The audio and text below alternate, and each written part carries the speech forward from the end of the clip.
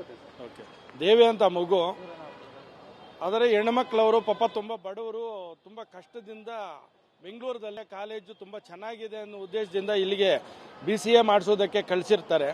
ಆದರೆ ಇನ್ನು only 3 months 3 ತಿಂಗಳು ಇರತಕ್ಕಂಥ ಒಂದು ವಿಚಾರದಲ್ಲಿ ಈ ರೀತಿ ಕಾಲೇಜಲ್ಲಿ ಈ ರೀತಿ ಆ ಹುಡುಗ ಯಾರೋ ಈ ರೀತಿ ನಮ್ಮನ್ನು ಈ ರೀತಿ ತೊಂದರೆ ಕೊಡ್ತಾ ಇದ್ದಾರೆ ಅಂತ ಹೇಳ್ಬಿಟ್ಟು ಕಾಲೇಜ್ ಮ್ಯಾನೇಜ್ಮೆಂಟ್ ಅವರು ಕೂಡ ಹೇಳಿದ್ರು ಕೂಡ ಆ ಹುಡುಗಿ ಹೇಳಿದ್ರಂತೆ.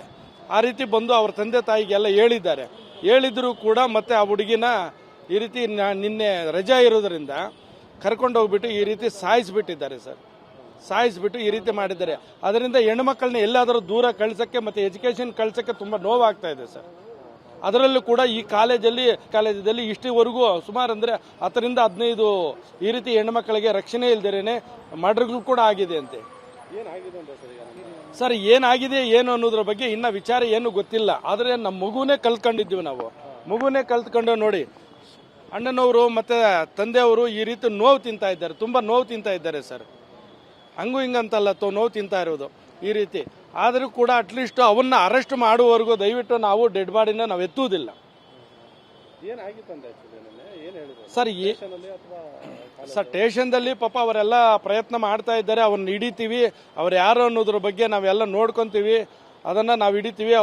ಆಲ್ರೆಡಿ ಇವಾಗ ತಿರುಪತಿಗೇನೆ 2 ತಂಡ ಕಳಿಸಿದ್ದೀವಿ ಅಂತ ಹೇಳ್ತಾರೆ ಸರ್. ಅದು ಇನ್ಸಿಡೆಂಟ್ ಏನಾಗಿದೆ ಅನ್ನೋದ್ರು ಕೂಡ ಇನ್ನೂ ಗೊತ್ತಾಗ್ತಾ ಇಲ್ಲ. ಆದರೆ ಫ್ರೆಂಡ್ ರೂಮ್ಗೆ ಅಂತ ಹೋಗಿರೋದು ಈ ಮಗು, ದೇವಿ ಅನ್ನೋ ಮಗು ಫ್ರೆಂಡ್ ರೂಮ್ಗೆ ಅಂತ ಹೋಗಿರೋದು. ಆ ಫ್ರೆಂಡ್ ರೂಮಲ್ಲಿ ಏನೋ ಮತ್ತೆ ನಾನು ಆಚೆ ಕಡೆ ಹೋಗ್ಬಿಟ್ಟು ಬರಬೇಕು, ಬೀಗ ಅಲ್ಲಿಕ್ಕಿದ್ದು ನೋಡಿ ಅಂತ ಹೇಳಿದ್ರಂತೆ, ನೋಡಿದ್ದಾರಂತೆ. ನಿನ್ನೆ 12 ಗಂಟೆವರೆಗೂ ಅವ್ರ ತಂದೆನ ಮಾತಾಡಿದ್ದಾರೆ ಆ ಮಗು, ಫೋನಲ್ಲಿ ಮಾತಾಡಿದ್ದಾರೆ. ಮತ್ತೆ ನಾನು ಹೋಮ್ವರ್ಕ್ ಬರೀತಾ ಇದ್ದೀನಿ, ಒಂದೊಂದು ಅರ್ಧ ಗಂಟೆ ಬಿಟ್ಕೊಂಡು ನಿಮ್ಮನ್ನ ಫೋನ್ ಮಾಡ್ತೀನಿ ಅಂತ ಹೇಳಿದ್ರಂತೆ. ಅಷ್ಟರೊಳಗೆ ನಮಗೇನು ಗೊತ್ತಿಲ್ಲ. ನೈಟ್ ಮಾತ್ರ 11:15 ವಿಚಾರ ಗೊತ್ತಿರೋದು, ಮಗು ವಿಚಾರ ಏನು ಈ ರೀತಿ ಡೆತ್ ಆಗಿದ್ದಾರೆ ಅಂತ ಹೇಳಿ. ಆ ಮನೆಯವರು, ಪಕ್ಕದ ಮನೆಯವರು ಏನೋ ನೋಡ್ಕೊಂಡು ಹೇಳಿರೋದು, ಅಲ್ಲಿವರೆಗೂ ನಮ್ಗೆ ಗೊತ್ತಿಲ್ಲ. ಮತ್ತೆ 3 ಗಂಟೆಗೆ ಇಲ್ಲಿ ಡೆಡ್ ಬಾಡಿನ ಇಲ್ಲಿಗೆ ಸೇರಿಸಿದ್ದಾರೆ ವಿಕ್ಟೋರ್ ಹಾಸ್ಪಿಟ್ಲಿಗೆ. ಸರ್ ರೂಮ್ ಮಾಡ್ಕೊಂಡಿದ್ದೀವಿ ಸರ್. ಸರ್ ಏನೋ ಕಾಲೇಜ್ ಪ್ರಿನ್ಸಿಪಲ್ಗೂ ಕಂಪ್ಲೇಂಟ್ ಮಾಡಿದ್ರು ಹುಡುಗಿ ಮೇಲೆ ಅಂತ ಹೇಳಿದ್ರು. ಆ ಮಗು ಹೇಳಿದ್ದಾರೆ ಸರ್, ಏನಂದ್ರೆ ಈ ರೀತಿ ಒಬ್ಬ ರ್ಯಾಗಿಂಗ್ ಮಾಡ್ತಾ ಇದ್ದಾನೆ ಒಬ್ಬ ಹುಡುಗ ಅಂತ ಹೇಳ್ಬಿಟ್ಟು ಇದು ಮಾಡಿದ್ದಾರೆ. ಆದರೆ 3 ತಿಂಗಳ ಹಿಂದ್ಗಡೆ ಅವರ ಅಪ್ಪ ಅವರಿಗೆಲ್ಲ ತಿಳಿಸಿದ್ದಾರೆ. ಆದರೆ ಹೋದ್ರೆ ಹೋಗ್ಲಿಮ್ಮ, ಇನ್ಯಾಕೆ 3 ತಿಂಗಳಿದೆ, ನಿನ್ನ ಎಜುಕೇಶನ್ ಲಾಸ್ಟ್ ಆಗ್ಬಿಡ್ತದೆ ಮತ್ತೆ ಬಂದು. ಹೌದು ಸರ್. ಈ ಪ್ರೇಮ ವರ್ಧನ್ ಅನ್ನೋ ವ್ಯಕ್ತಿ ಬಗ್ಗೆನೂ ಹೇಳಿದ್ದಾರಂತೆ. ಹೇಳಿದ್ರು ಕೂಡ ಅವರು ಮ್ಯಾನೇಜ್ಮೆಂಟ್ ಅವರು ಏನು ತಿಳ್ಕೊಂಡಿಲ್ಲ, ಎಚ್ಚೆತ್ತುಕೊಂಡಿಲ್ಲ, ಸುಮ್ಮನೆ ಆಗ್ಬಿಟ್ಟವ್ರೆ ಸರ್. ಇನ್ನು 3 ತಿಂಗಳಿದೆಯಲ್ಲ, 3 ತಿಂಗಳಾದ್ಮೇಲೆ ಕಾಲೇಜೇ ಮುಗಿದೋಗ್ತದಲ್ಲಮ್ಮ, ಮತ್ತೆ ಮನೆಗೆ ಬಂದ್ಬಿಡುವಂತೆ ಅಂತ ಹೇಳುವುದರಿಂದ ಸುಮ್ಮನೆ ಆಗ್ಬಿಟ್ಟಿದ್ದಾರೆ. ಅಷ್ಟು ಮಾತ್ರ ಗೊತ್ತು ಸರ್ ನಮಗೆ. ಸರ್ ನಮಗೆ ಸ್ವಂತ ನನ್ನ ತಮ್ಮನ ಮಗಳು ಸರ್. ನಮ್ಮ ಹೆಸರು ಕೋನಪ್ಪ ಅಂತ ಹೇಳಿ ಸರ್. ಅವ್ರ ಅಪ್ಪ ಫೋನ್ ಮಾಡ್ತಾ ಇದ್ರು ಅವ್ರಿಗೆ, ನಾವು ಈ ಊರಲ್ಲಿದ್ದೀವಿ, ಅವರು ಅಲ್ಲಿಯಲ್ಲಿ ಇರೋದು. ಅವ್ರ ಅಪ್ಪನ ಫೋನ್ ಮಾಡಿದ್ರಂತ 11 ಗಂಟೆಯಲ್ಲಿ. ಆಮೇಲೆ ನಾನು ಹೋಮ್ವರ್ಕ್ ಇದೆ, ನಾನು ಬರ್ಕೋಬೇಕು ಅಂತ ಹೇಳ್ಬಿಟ್ಟು ಫೋನ್ ಆಫ್ ಮಾಡಿಬಿಟ್ಟಿದ್ದಾರಂತೆ. ಹುಡುಗಿನೇ ಮಾಡ್ತೀನಿ ಅಂತ ಅವ್ರು 4 ಗಂಟೆ ತನಕ ಟ್ರೈ ಮಾಡಿದ್ದಾರೆ, ಫೋನ್ ಎತ್ತಿಲ್ಲ ಈ ಹುಡುಗಿ. ಆಮೇಲೆ ಅವ್ರಿಗೆ ಅನುಮಾನ ಬಂದು ಏನಕ್ಕೆ ಫೋನ್ ಮಾಡಿಲ್ಲ ಅಂತ ಹೇಳ್ಬಿಟ್ಟು ಆ ಯಪ್ಪ 7 ಗಂಟೆ ತನಕ ನಮ್ಮ ಮಾವ ಹೇಳಿಲ್ಲ ಅವ್ರ ಮನೇಲಿ ಯಾರಿಗೂ. ಆಮೇಲೆ ಬಂದು ಈ ಹುಡುಗಿ ಫೋನೇ ಎತ್ತಿಲ್ಲ ಮಗಳು ಅಂತ ಹೇಳಿದ್ದಕ್ಕೆ ಅವರು ಯಾರಿಗೋ ಫೋನ್ ಮಾಡಿ ಕೇಳ್ಕೊಂಡಿದ್ದಾರೆ. ಇದು ಏನು ಅಂತ ಫೋನ್ ಆನ್ ಆಗಿಲ್ಲ. ಅವರೇ ಬಂದು ಅವ್ರ ಅಣ್ಣ ಬಂದು ರೂಮಲ್ಲಿ ನೋಡ್ಕೊಂಡ್ಬಂದಿರೋದು. ಫೋನ್ ಎತ್ತಿಲ್ಲ ನೋಡೋಕ್ಕೆ ಅವ್ರ ಫ್ರೆಂಡ್ ಫೋನ್ ಮಾಡಿದ್ದಾರೆ. ಫ್ರೆಂಡ್ ಫೋನ್ ಮಾಡಿದ್ದಕ್ಕೆ ಯಾಕೆ ನಮ್ಮ ಹುಡುಗಿ ಫೋನ್ ಎತ್ತಿಲ್ಲ ಅಂತ ನಮ್ಗೆ ಗೊತ್ತಿಲ್ಲ ಅಂತ ಹೇಳಿದ್ದಾರೆ. ಆಮೇಲೆ ಆ ಹುಡುಗಿ ಒಂದು ಫ್ರೆಂಡ್ ಇದ್ದಾರೆ, ಆ ಹುಡುಗಿಗೆ ಮಾಡಿದ್ದಕ್ಕೆ ಎಲ್ಲಮ್ಮ ನಮ್ಮ ಮಗಳ ಅಂತ ಕೇಳಿದ್ದಕ್ಕೆ ಅವ್ರಂದ್ರಂತೆ ಹಿಂಗೆ ನಮ್ಮ ರೂಮ್ಗೆ ಹೋಗಿದ್ದಾರೆ, ಅಲ್ಲಿ ನೋಡಿ ಅಂದ್ರಂತೆ. ಅಲ್ಲಿ ನೋಡಿದಾಗ ಬೀಗ ಎಲ್ಲೈತೆ ಅಂತ ಹುಡುಗಿನೇ ಹೇಳಿದಂತ. ಇವ್ರು ಬೀಗ ತೆಗೆದ್ಬಿಟ್ಟು ನೋಡಿದ್ದಾರೆ ಅವರನ್ನ. ಆಮೇಲೆ ನಮ್ಗೆ ಈ ಥರ ಎಲ್ಲ ಗೊತ್ತಾಗಿದೆ. ಈ ಥರ ಊರಿಂದ ಬಂದು ಓದಬೇಕು ಅಂತ ಬಂದಿದ್ದಾರೆ ಪಾಪ. ಆ ಹುಡುಗಿಗೆ ಈ ಥರ ಆಗಿದೆ. ನಮ್ಮ ಹೆಸರು ಜಯಲಕ್ಷ್ಮಿ ಅಂತ. ದಿನಾಂಕ 23/11/2025 ನಮ್ಮ ಮಾದನಾಯಕನಹಳ್ಳಿ ಪೊಲೀಸ್ ಸ್ಟೇಷನ್ ಲಿಮಿಟ್ಸಲ್ಲಿರುವಂಥ ಒಂದು ಆಚಾರ್ಯ ಕಾಲೇಜಲ್ಲಿ ಇವರು ಒಬ್ಬರು ವಿದ್ಯಾರ್ಥಿನಿ BBA ಕೋರ್ಸ್ ಮಾಡ್ತಾ ಇರ್ತಾರೆ. ಅವ್ರದ್ದು ಒಂದು ಇನ್ಸಿಡೆಂಟ್ ಆಗುತ್ತೆ. ಅಲ್ಲಿ ಅವರ ಫ್ರೆಂಡ್ ಒಬ್ಬರು ಇದ್ದಾರೆ, ಅವರ ಮನೆಯಲ್ಲಿ ಏನು ಮನೆ ರೂಮ್ ಮಾಡಿರ್ತಾರೆ, ಅವರು ಕೂಡ ಸ್ಟೂಡೆಂಟು. ಅವರು ಮನೆಯಲ್ಲಿ ಅವ್ರದ್ದು ಮೃತದೇಹ ಬಗ್ಗೆ ನಮಗೆ ಗೊತ್ತಾಗುತ್ತೆ ಸುದ್ದಿ. ಆ ಪ್ರಕಾರ ನಾವು ನಮ್ಮ ಸಿಬ್ಬಂದಿ ಜೊತೆಗೆ ನಾವೆಲ್ಲ ಸ್ಥಳಕ್ಕೆ ಧಾವಿಸಿ ವಿಸಿಟ್ ಮಾಡಿ ನೋಡಿದಾಗ ಅಲ್ಲಿ ಯಾರೋ ಒಬ್ಬರು ವ್ಯಕ್ತಿ ಅವರಿಗೆ ಕತ್ತು ಹಿಸಿಬಿಟ್ಟು ಅವರು ಇದು ಡೆತ್ ಆಗಿರೋದು ಒಂದು ನಮಗೆ ತಿಳಿದು ಬರುತ್ತದೆ. ಆ ಪ್ರಕಾರ ಕೇಸನ್ನು ನಾವು ರಿಜಿಸ್ಟರ್ ಮಾಡ್ತೀವಿ. ಒಂದು ಮರ್ಡರ್ ಕೇಸನ್ನು ರಿಜಿಸ್ಟರ್ ಮಾಡಿದ್ದಿದೆ ನಿನ್ನೆ. ಆ ಪ್ರಕಾರ ಕೇಸನ್ನು ತನಿಖೆ ಶುರು ಮಾಡಿದ್ದು. ಈ ಕೇಸಲ್ಲಿ ಏನು ಇವರು ಮೃತರಿದ್ದಾರೆ, ಇವರು ಆಂಧ್ರ ಮೂಲದವರು, ಆಮೇಲೆ ವಿದ್ಯಾರ್ಥಿನಿಯಾಗಿದ್ದು. ಆ ಪ್ರಕಾರ ಇವರು ಅವರು ಏನು ಸ್ನೇಹಿತರಿದ್ದಾರೆ ಅವ್ರ ಜೊತೆಗೆ ಸಂಪರ್ಕದಲ್ಲಿರ್ತಾರೆ. ಭಾಳ ಒಂದು ಏಪ್ರಿಲ್ 2025 ಕಂಟಿನ್ಯೂಸ್ ಆಗಿ ಅವ್ರ ಜೊತೆ ಟಚಲ್ಲಿ ಇರ್ತಾರೆ.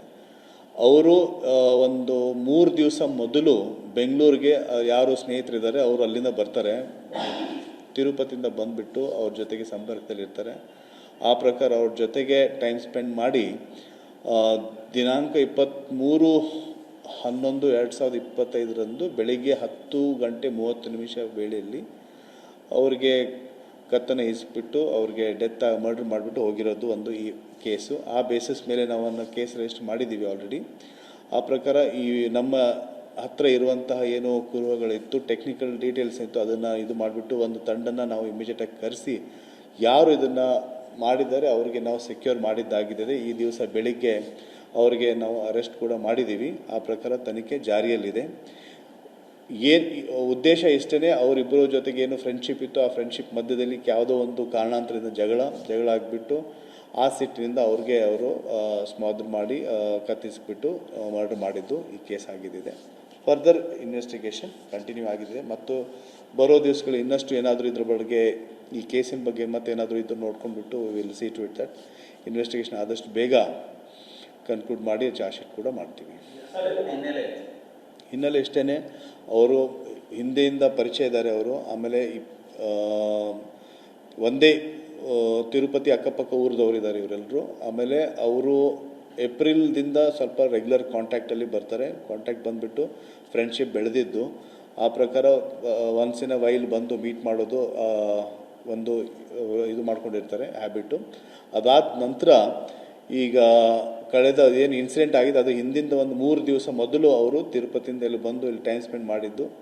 2-3 ದಿವಸ ಜೊತೆಗೆ ಇರ್ತಾರೆ, ಟೈಮ್ ಸ್ಪೆಂಡ್ ಮಾಡಿ ಈ ದಿವಸ 23ನೇ ತಾರೀಕಿಗೆ 10:30 ಗಂಟೆಗೆ ಇದು ಇನ್ಸಿಡೆಂಟ್ ಆಗಿದ್ದು. ಆ ಪ್ರಕಾರ ಈ ಡಿಫ್ರೆನ್ಸಸ್ ಬಂದಿರೋದು ಒಂದು ಜಗಳ, ಯಾವುದೋ ಒಂದು ಕಾರಣಾಂತರ ಅವರಿಬ್ಬರ ಮಧ್ಯೆ ಜಗಳ ಆಗುತ್ತೆ. ಆ ಪ್ರಕಾರ ಆ ಜಗಳದಿಂದ ಸಿಟ್ಟಿನಿಂದ ಅವರು ಆ ಪ್ರಕಾರ ಈ ರೀತಿ ಆಗಿದ್ದಕ್ಕೆ ಅವರು ಒಂದು ಉದ್ದೇಶದಿಂದ ಅವ್ರಿಗೆ ಮರಣಾಂತಿಕ ಕೊಲೆ ಮಾಡಿಬಿಟ್ಟು ಡೆತ್ ಆಗಿದ್ದು. ಆ ಪ್ರಕಾರ ಕಂಟಿನ್ಯೂ ಆಗಿ ಕೇಸ್ ಮಾಡ್ತಾರೆ.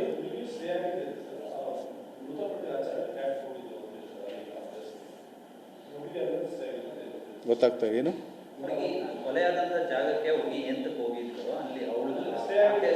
ಟೈಮ್ ಸ್ಪೆಂಡ್ ಅವ್ರ ಫ್ರೆಂಡ್ ಮನೆ, ಅದು ಅವ್ರ ಫ್ರೆಂಡ್ ಮನೆ. ಅವ್ರ ಮನೆಯಲ್ಲಿ ಅವ್ರು ಕೂಡ್ಕೊಂಡು ಇಬ್ಬರು ಟೈಮ್ ಸ್ಪೆಂಡ್ ಮಾಡ್ತಾಯಿದ್ರು ಅಷ್ಟೇ.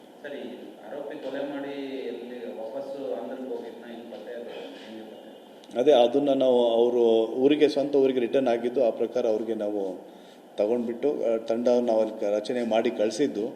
ಆ ಪ್ರಕಾರ ಅವ್ರು ಎಲ್ಲಿ ಹೋಗಿದ್ರು ನಮ್ಮ ಟೆಕ್ನಿಕಲ್ ಡೀಟೇಲ್ಸ್ ಎಲ್ಲ ಇದು ಮಾಡ್ಕೊಂಡ್ಬಿಟ್ಟು ಅವ್ರಿಗೆ ನಾವು ಎತ್ಕೊಂಡ್ಬಂದಿದ್ದೀವಿ. ಆ ಪ್ರಕಾರ ಇವತ್ತು ಬೆಳಿಗ್ಗೆ ಅರೆಸ್ಟ್ ಮಾಡಿದ್ದೀವಿ. ಅದು ರೀಸನ್ ಏನಿಲ್ಲ, ಅವರಿಬ್ಬರ ಮಧ್ಯೆ ಇಬ್ಬರು ಫ್ರೆಂಡ್ಶಿಪ್ಪಲ್ಲಿ ಯಾವ ಕಾರಣಕ್ಕೆ ಗಲಾಟೆ ಆಗಿದೆ, ಜಗಳ ಆಗಿದೆ, ಅದ್ರ ಬಗ್ಗೆ ಇನ್ನಷ್ಟು ನಾವು ನೋಡಬೇಕಾಗಿದೆ.